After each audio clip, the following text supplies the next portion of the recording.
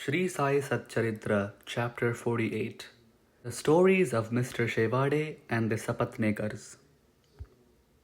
At the beginning of this chapter, someone asked Hemad Pant whether Sai Baba was a guru or a Sadguru. In order to answer the question, Hemad Pant describes the signs or marks of a Sadguru. The signs of a Sadguru.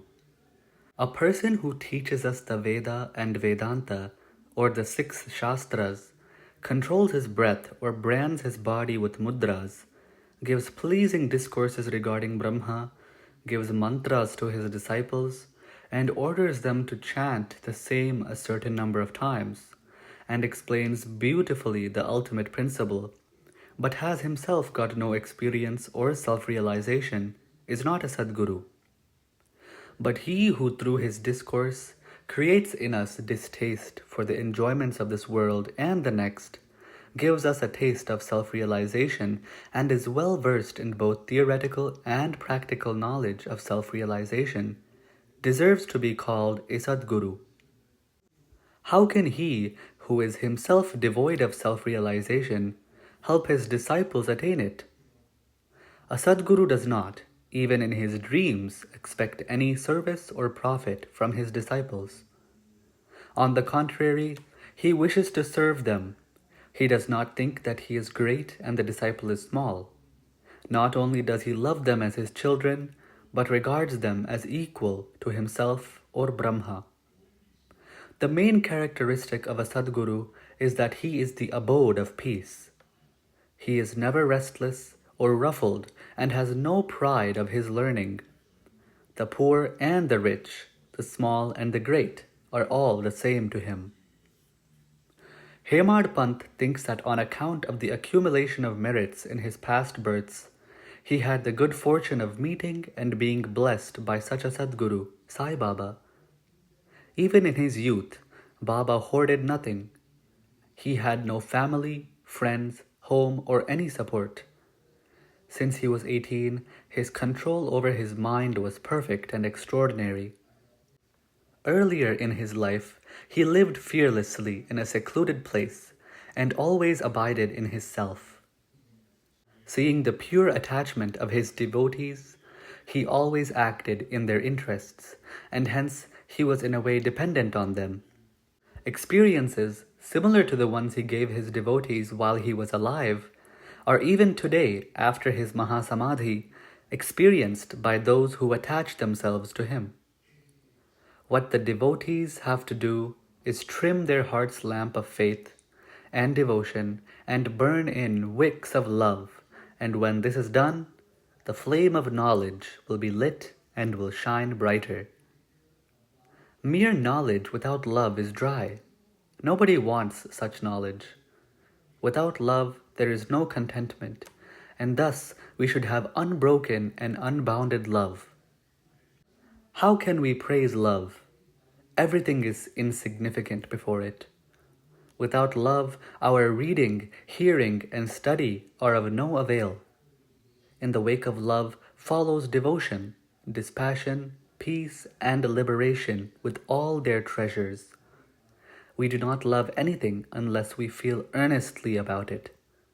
So where there is real yearning and feeling, God manifests himself. Now, let us revert to the main story of this chapter. If a man goes to a true saint with a pure mind, or even fraudulently and holds his feet, ultimately he is sure to be saved. This is illustrated by the following stories. Mr. Shevade. Mr. Sapatnekar from Akalkot was studying law. A co-student, Mr. Shevade, met him. Other fellow students also got together and compared notes of their study. It was found by the questions and answers amongst themselves that Mr. Shevade was the least prepared of all for the examination, and therefore all the students derided him. But he said that though he was not prepared, he was sure to pass the examination, as his Sai Baba was there to get him through it successfully. Mr. Sapatnekar was surprised at this remark. He took Mr. Shevade aside and asked him, "Who is this Sai Baba, who is extolled so high?" He replied, There lives in a masjid in Shirdi a fakir. He is a great Satpurush. There may be other saints, but this one is unique. Unless there is a great store of merits on one's account, one can't see him. I fully believe in him, and what he says will never be untrue. He has assured me that I will pass definitely next year, and I am confident that I will get through the final examination by his grace. Mr. Sapatnekar laughed at his friend's confidence and jeered at him and Baba. Later, when Shivade passed his exam successfully, it made Sapatnekar quite surprised. Sapatnekars. Mr. Sapatnekar passed his examination, settled at Akkalkot, and practiced as a pleader there. 10 years after this, in 1913, he lost his only son on account of a throat disease. This broke his heart. He sought relief by making a pilgrimage to Pandharpur, Gangapur, and other holy places. He got no peace of mind. Then he read Vedanta, which also did not help him. In the meanwhile, he remembered Mr. Shivade's remarks and his faith in Baba, and he thought that he too should go to Shirdi and see Baba. He went to Shirdi with his younger brother and was much pleased to see Baba from a distance. When he went near and prostrated himself and placed a coconut before Baba with feeling of devotion, the latter at once cried out, "Get away!" Sapatnekar hung down his head and moved back and sat aside. He wanted to consult somebody who would advise him how to proceed. Somebody mentioned Bala Shimpi's name. Sapatnekar saw him and sought his help. They brought Baba's photos and came with him to the masjid. Bala Shimpi took a photo in his hand, gave it to Baba, and asked him whose photo it was. Baba said that this photo was of the lover of him, pointing to Sapatnekar. Saying this, Baba laughed and the others joined. Bala asked Baba the significance of the laugh and beckoned Sapatnekar to come forward and take darshan. When Sapatnekar began to prostrate himself, Baba again cried, "Get out." Sapatnekar did not know what to do. Then they both joined their hands and sat before Baba, praying. Baba finally ordered Sapatnekar to clear out immediately. Both were sad and dejected. As Baba's order had to be obeyed, Sapatnekar left Shirdi with a heavy heart, praying that he should be allowed to take darshan next time.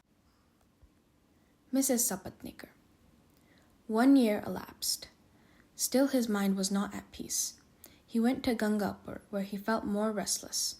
Then he went to Madhegaon for rest and finally decided to go to Kashi.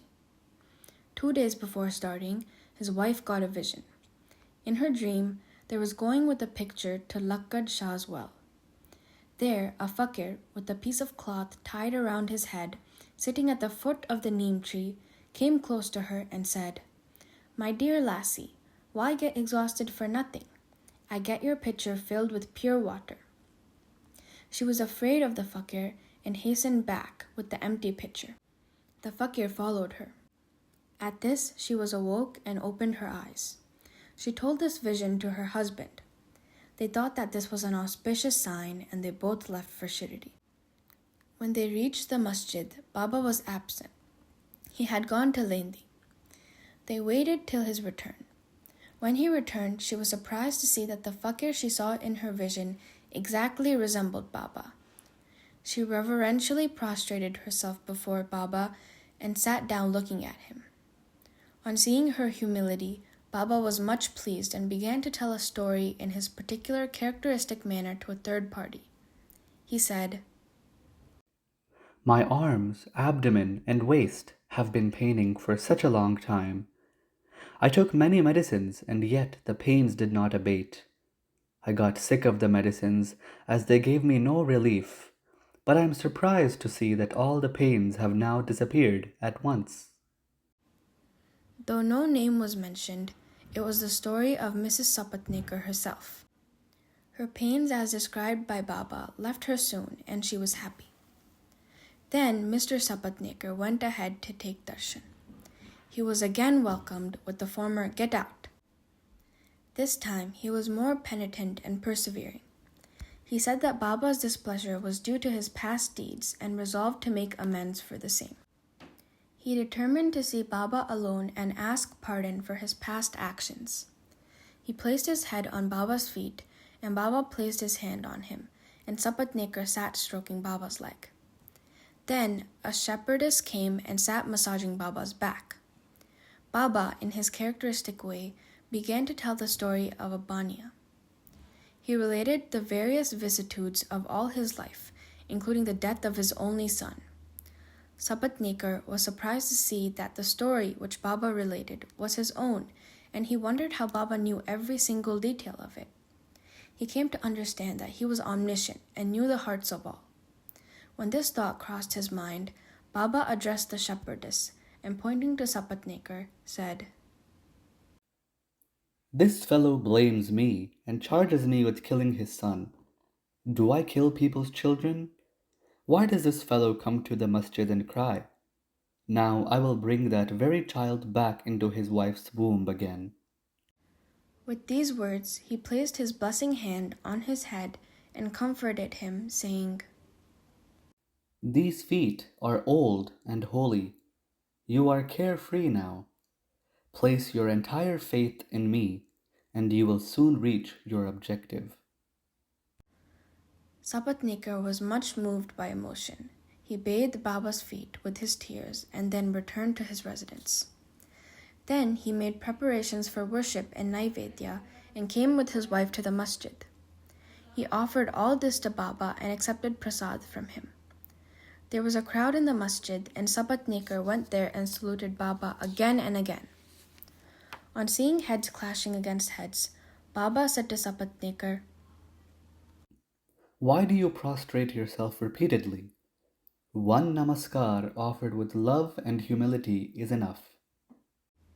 Then Sapatnekar witnessed that night the Chavardi procession described earlier. In that procession, Baba looked like a veritable Vitthal.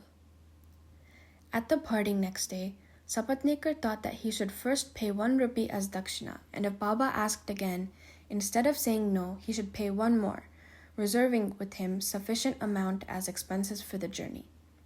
When he went to the masjid and offered 1 rupee, Baba asked for another as per his intention, and when it was paid, Baba blessed him, saying, "Take this coconut, put it in the upper fold of your wife's sari, and leave without the least anxiety." He did so, and within a year a son was born to him, and with an infant of 8 months the couple came to Shirdi, placed him at Baba's feet, and prayed, "O Sainath, we do not know how to repay your obligations. Therefore we prostrate before you. Bless us poor helpless fellows.